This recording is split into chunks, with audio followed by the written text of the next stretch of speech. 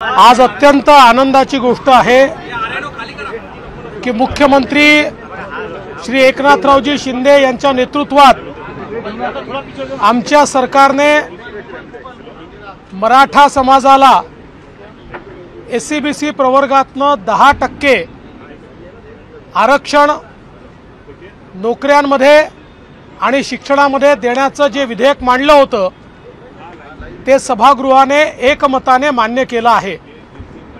दोन्ही सभागृहात हे विधेयक एकमताने मान्य झालंय। त्यामुळे मराठा समाजाला आरक्षण मिळण्याचा जो मार्ग आहे हा मार्ग मोकळा झालाय। आपल्याला कल्पना आहे की ज्यावेळी मागच्या काळात मी मुख्यमंत्री असताना आपण मराठा समाजाला आरक्षण दिलं होतं। ते आरक्षण आपल्या उच्च न्यायालयात त्या ठिकाणी टिकलं, पण नंतरच्या काळामध्ये सर्वोच्च न्यायालयामध्ये मात्र सर्वोच्च न्यायालयाने त्याच्यामध्ये काही त्रुटी काढल्या आणि ते आरक्षण रद्द केलं। त्याच्यावर चीफ जस्टिस भोसले साहेबांची एक समिती तयार करण्यात आली होती आणि या समितीने अभ्यास करून सर्वोच्च न्यायालयाने काय काय त्रुटी काढल्या आहेत आणि त्या कशा दूर करता येतील याचा अहवाल हा सादर केला होता। त्याच्यावर आधारित राज्य मागासवर्ग आयोगाला आपल्या सरकारने मॅन्डेट दिलं होतं। राज्य मागासवर्ग आयोगाच्या अंतर्गत एक्सटेन्सिव्ह सर्वेक्षण घेण्यात आलं। 2.5 कोटीपेक्षा जास्त अशा प्रकारे घरांमध्ये जाऊन आणि त्या ठिकाणी हा सर्वे करण्यात आला आणि त्या सर्वेच्या निष्कर्षाच्या आधारावर मराठा समाजाला अशा प्रकारचं आरक्षण देणं हे योग्य ठरेल असं मत आपल्या महाराष्ट्र राज्य मागासवर्ग आयोग जस्टिस शुक्रे साहेब आणि संपूर्ण आयोगाने एकमताने हा अहवाल आम्हाला दिला आणि या अहवालातल्या शिफारसी महाराष्ट्राच्या मंत्रिमंडळाने स्वीकारल्या आणि त्याच्यावर आधारित आज कायदा करण्यात आला आहे। मी राज्य मागासवर्ग आयोगाचे मनापासून आभार मानतो। त्यासोबत जवळपास 3.5 लाख शासकीय कर्मचाऱ्यांनी अविरत हे सर्वेचं काम केलं। त्या सर्वांचे मी आभार मानतो आणि यासोबत आमच्या विरोधी पक्षाचे देखील मी आभार मानतो की सभागृहामध्ये त्यांनी या विधेयकाला पूर्ण पाठिंबा दिला आणि म्हणून एकमताने हे विधेयक पारित झालेलं आहे। मला विश्वास आहे की एकीकडे आरक्षणाचा प्रश्न आम्ही सोडवला आहे आणि दुसरीकडे विविध इंटरव्हेन्शन जे आपण केलेले आहेत यामुळे मराठा समाजातल्या तरुणाईला निश्चितपणे न्याय मिळेल अशा प्रकारचा मला विश्वास आहे। मला याही गोष्टीचा आनंद आहे की हे सगळं करत असताना ओबीसी समाजाला कुठेही त्या ठिकाणी अडचण होईल, त्यांचं आरक्षण कमी होईल, त्यात कुठला वाटेकरी होईल अशा प्रकारचा मार्ग आम्ही स्वीकारलेला नाही। ओबीसी समाजाला पूर्णपणे प्रोटेक्ट केलाय। त्यामुळे मला विश्वास आहे राज्य सरकारच्या या निर्णयामुळे वर्षानुवर्ष एकाच गावामध्ये नांदणारे आमचे ओबीसी आणि मराठा बांधव हे गुण्या गोविंदाने ज्या प्रकारे छत्रपती शिवाजी महाराजांचे मावळे म्हणून वर्षानुवर्ष नांदत होते तसेच ते नांदतील आणि दोन्ही समूहांचा या ठिकाणी विकास होईल हा मला विश्वास आहे।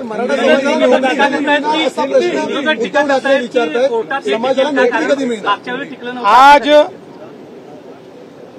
मुख्यमंत्री श्री एकनाथराव शिंदे जी के नेतृत्व में हमारी सरकार ने मराठा समाज को एससीबीसी के तहत 10% आरक्षण देने का प्रस्ताव एक कानून के रूप में, एक बिल के रूप में दोनों सदनों में रखा था। दोनों सदनों में एक मत से यूनानिमसली इस कानून को मान्य किया है, इस बिल को मान्य किया है और इसको कानूनन अमली जामा पहनाया है। अब कानूनन मराठा समाज को 10% आरक्षण दिया जाएगा। ये देते समय कहीं पर भी ओबीसी समाज के आरक्षण से छेड़छाड़ नहीं की गई। ये अलग से आरक्षण दिया गया है। राज्य में हमारी सरकार ने जो वादा किया था उसके अनुरूप पिछले समय जब मैं मुख्यमंत्री था और हमने मराठा समाज को आरक्षण दिया था और माननीय उच्च न्यायालय ने उस आरक्षण को वैध ठहराया था, किंतु सर्वोच्च न्यायालय ने उसमें कुछ कमियां दिखाई थी और उसको रद्द किया था। उसके बाद हम लोगों ने चीफ जस्टिस भोसले साहब की कमेटी तैयार की थी और उनको हमने ये निवेदन किया था कि ये क्या कमियां हैं और इन कमियों को कैसे पूरा किया जा सकता है, इस बारे में वे हमें मदद करें। उन्होंने उस प्रकार से एक रिपोर्ट हमको दिया। उस रिपोर्ट के आधार पर हमने टर्म्स ऑफ रेफरेंस ये बैकवर्ड क्लास कमीशन को दिया। बैकवर्ड क्लास कमीशन के लिए करीब राज्य के 3.5 लाख कर्मियों ने एक्सटेंसिव सर्वे किया। उस सर्वे के आधार पर बैकवर्ड क्लास कमीशन ने एक रिपोर्ट तैयार की, जिस रिपोर्ट में उन्होंने यह अनुशंसा की कि मराठा समाज ये सामाजिक आर्थिक रूप से पिछड़ा होने के कारण एक विशेष प्रवर्ग के रूप में इसको देखा जाए और इसको 10% आरक्षण नौकरियों में और साथ साथ शिक्षा में भी दिया जाए। उसी प्रकार का यह आरक्षण दिया गया है। मुझे बहुत खुशी है कि आज हमारे मुख्यमंत्री जी के नेतृत्व में हमारी महायुति की सरकार ने एक ऐतिहासिक फैसला आज लिया है। आप विपक्ष लगातार दोहरी भूमिका निभा रहे। सदन के भीतर एनोनिमसली पास होता है, बाहर आकर विपक्ष के लोग कहते हैं सरकार सिर्फ सामने चुनाव को ध्यान में रखकर आरक्षण दे रही है। देखिए, ये तो विपक्ष का काम ही है, पर ये बात भी लोगों ने देखी है कि जब हमने कानून लाया तो विपक्ष ने उसको पूरा समर्थन दिया है। तो इसलिए अब ऐसी दोहरी भूमिका लेने का कोई कारण नहीं है। फिर भी मैं ये बात कह दूं, चुनाव हो चाहे नहीं हो, हमने ये भूमिका 1.5 साल से रखी थी और 1.5 साल से हम लोग इसके ऊपर मेहनत कर रहे थे और उसके बाद ये नतीजा आया है। अजितदादांना अर्जंटली बाहेर जायचं होतं, ते बीएससीला देखील उपस्थित नव्हते, ते अर्जंटली बाहेर गेले। उद्धव ठाकरेजीने कहा है कि जो नौकरियां है वो असल में मिलना चाहिए। भरती जी तुम्ही करत आहात त्याच्यामध्ये त्या मराठा आरक्षणाला नोकऱ्या मिळतील का? एकदा उद्धव ठाकरे पण सवाल विचारत आहे। एकदा कायदा पास झाला की आता जेवढ्या ऍडव्हर्टिजमेंट्स निघतील त्या सगळीकडे मराठा समाजाचं आरक्षण असेल। उन्होंने शक जताया कि जो आपने वादा किया है वो जमीन पर नौकरियां मिलना चाहिए लोगों को, वो देखना चाहते हैं। कौन? उद्धव ठाकरे ने कहा कि चलो अच्छी बात है, उद्धव ठाकरे जी का भी हमारे ऊपर ही भरोसा है, ये भी बहुत अच्छी बात है। उनका भरोसा ये सही है, ये हम दिखाएंगे।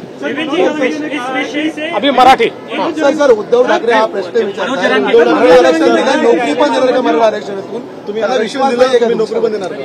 मला असं वाटतं की आता हे विधेयक पास झाल्यानंतर सगळ्या नोकऱ्यांमध्ये हे आरक्षण मिळणारच आहे। त्यांच्या समोरच विधेयक पास झालेलं आहे, त्यामुळे त्यांना असा प्रश्न पडण्याचं काही कारण नाही आहे। पण मला हे माहिती आहे की त्यांचा आमच्यावरच विश्वास आहे। त्यांना माहिती आहे की मराठा समाजाला नोकऱ्या असेल, शिक्षणात असेल, सवलती जर कोणी देऊ शकेल तर ते एकनाथराव शिंदेजी यांच्या नेतृत्वाचं सरकारच देऊ शकेल, हे त्यांना देखील माहिती आहे। लोकसभा चुनाव को ध्यान में 16% आरक्षण दिलं होतं। पृथ्वीराज चव्हाण मुख्यमंत्री असताना मराठा समाजाला 16% दिलं होतं, त्यानंतर तुम्ही मुख्यमंत्री असताना 13% दिला आणि आता परत 10%। दिवसेंदिवस मराठा समाजाची टक्केवारी कमी होते आरक्षणाची, मात्र हे भविष्यात टिकल का नाही? पहिली गोष्ट तर अशी आहे की 16% जे आरक्षण दिलं होतं ते माननीय न्यायालयाने नाकारलं। पुन्हा आपण 16% दिलं होतं, ते न्यायालयाने 12 आणि 13% हे लॉजिकली त्यावेळी केलं होतं।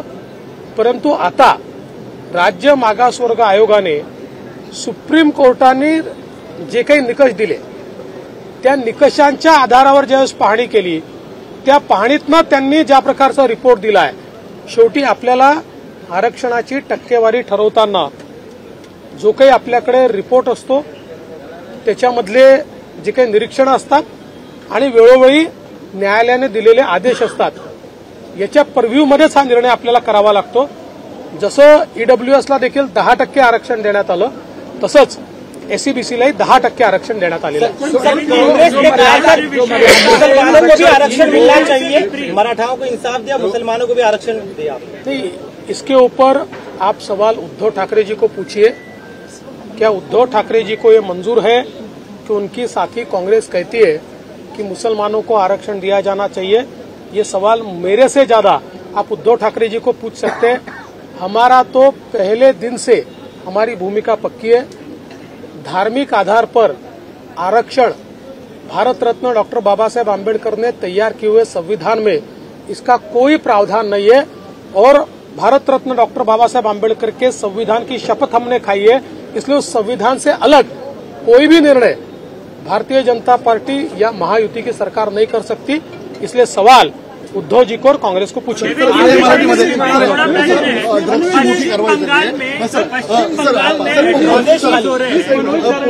ड्रग्सची मोठी कारवाई झाली. गेल्या अनेक दिवसांपासून ड्रग्स मोठ्या प्रमाणात जप्त होताना पाहायला मिळत आहे.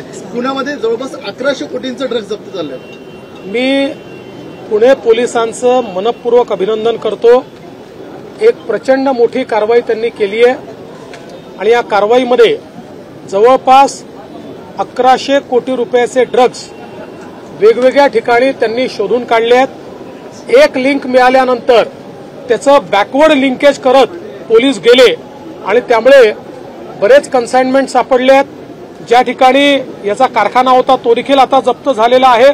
आणि एवढंच नाही, आता याचे फॉरवर्ड लिंकेजेस जे आहेत ते देखील पाहणं चाललेलं आहे. असं लक्षात येत आहे की याचे काही लिंक्स दिल्लीशी देखील आहेत, काही लिंक्स इतर राज्यांची देखील आहेत. त्यामुळे त्या फॉरवर्ड लिंकेजेस देखील आता तपासून तिथनं पण जप्ती करायची आणि तिथलेही गुन्हेगार पकडायचे. त्या राज्यांची मदत आम्ही त्या ठिकाणी घेणार आहोत आणि त्यांना देखील पकडण्यात येणार आहे. मला असं वाटतं की मी मागच्याही काळात सभागृहामध्ये सांगितलं की आम्ही ड्रग्सच्या संदर्भात झिरो टॉलरन्स पॉलिसी हातामध्ये घेतलेली आहे. त्यामुळे निश्चितपणे पोलिसांनी केलेली कारवाई अत्यंत महत्वाची आहे, गंभीर देखील आहे.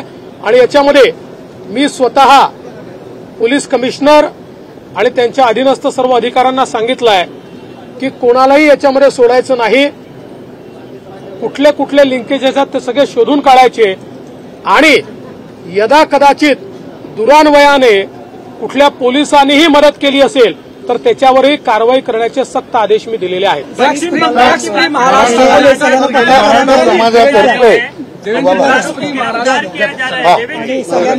महाराष्ट्र को लेकर आर बांग्ला के पत्रकार ममता बनर्जी की सरकार ने अरेस्ट कर लिया है.